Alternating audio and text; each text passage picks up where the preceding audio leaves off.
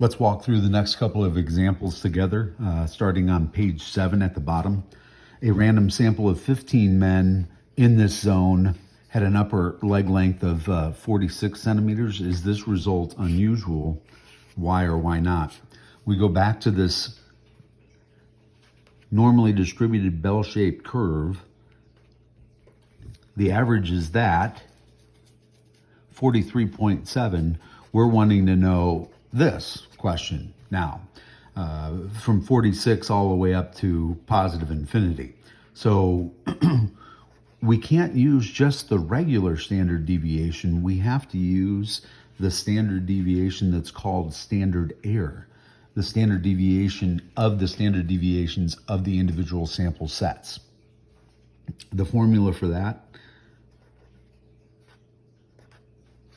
and again, I find this highly unlikely since we're living, maybe one standard deviation above the mean. To find 15 males that live in that zone, that's going to be hard to do.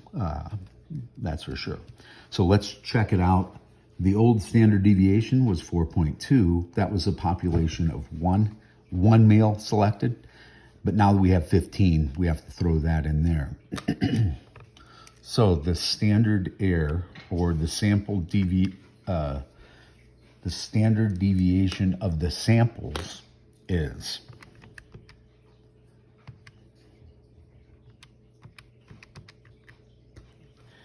1.08, and I'm just going to round to 4 decimal places. Let's throw this into our distribution, normal CDF portion. The average is this, but our new standard deviation is even smaller yet.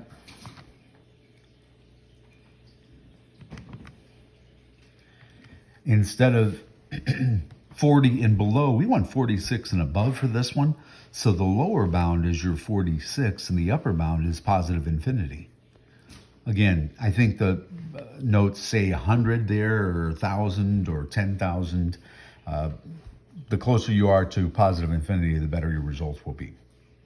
Hit it. This is 9.6. This is the probability. To find the percentage, move that decimal place over. This would be 1.70%, rounded to 2 decimal places. And this particular question asks if this is unusual. Remember, anytime you get a probability that's less than 5%, it is unusual that this occurs. So, less than 5%, unusual. Yes, it's weird.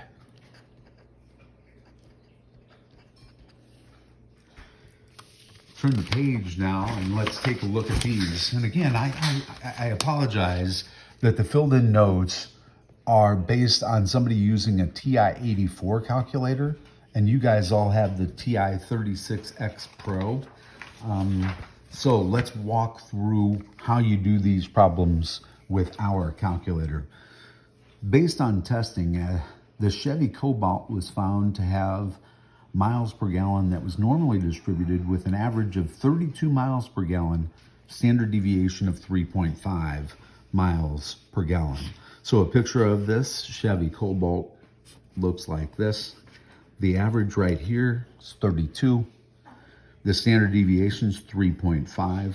What's the probability that a single Chevy Cobalt gets more than 34? That's 34 and above. Let's use our calculator to figure this out. Normal CDF, clear it. Here we go. Shift, data, distribution, normal CDF. What's the average? 32. What's the standard deviation? 3.5. The lower bound is this 34 value, and the upper bound is positive infinity. That's how you do it when the area is to the right of what you want. And calculate that. So you have a 28% chance of getting a car that has a 34 miles per gallon. That's pretty cool. What's the probability? Keep probabilities as decimals unless they wanted it as a percent. 3.9. And I apologize. I believe there's a typing mistake on the TI 84 version that they used a standard deviation of 3.52. That 2 should not be there. It should just be 3.5. Okay, here we go with the next one. This time I'm choosing 10. What's the probability that that's going to exceed 34 miles to the gallon? It's a little different. The picture's the same, but now choosing 10 cars and they all live in this zone, it's going to be less likely. So turn your calculators on.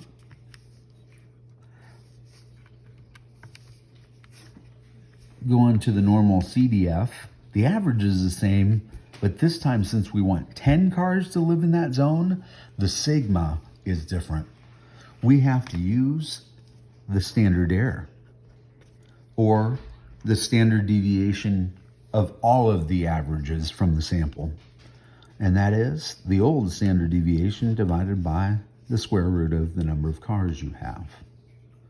The old standard deviation divided by the square root of 10 this time. So I got a little ahead of myself, but I remembered I can't use the old one, not when I have 10 cars in there. So here we go. Let's get out of here.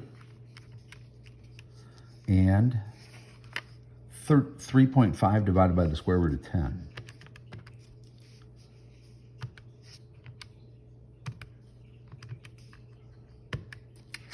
The new standard deviation is 1.106797.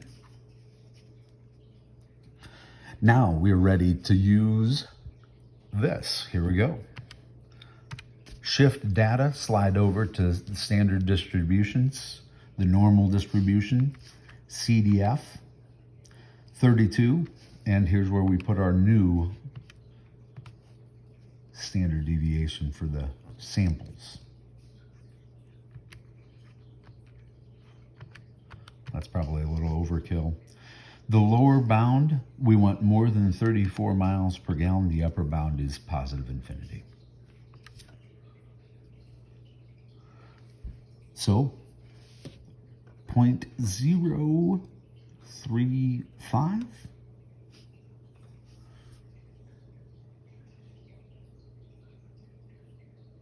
Let's change that to a percentage. I guess I need a couple more decimal places here. 1, 2. Round it to the nearest 2. That's 3.54%. So is this unusual? Since it's less than 5%, then yes, it is unusual.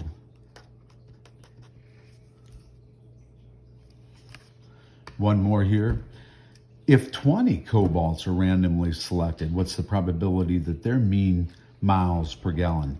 Well, you think that's going to be unusual? It's going to be even worse, okay? Even more unusual. Picture stays the same.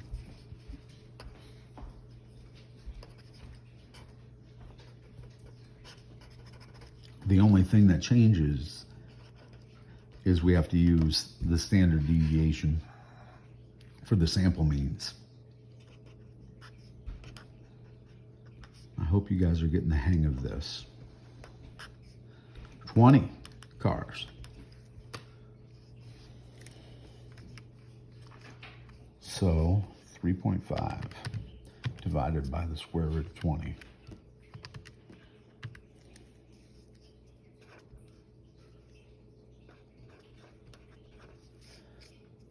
Shift data, distribution, normally distributed curve.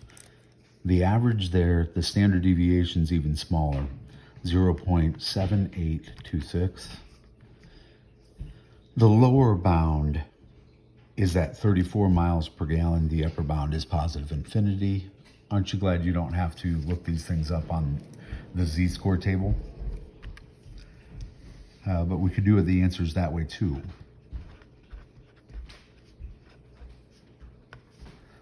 Less than 1%, 0.53%.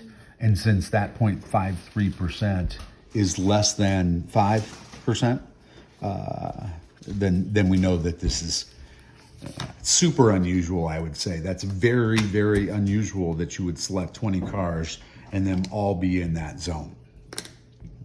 Hope you enjoyed the video. We'll talk to you soon.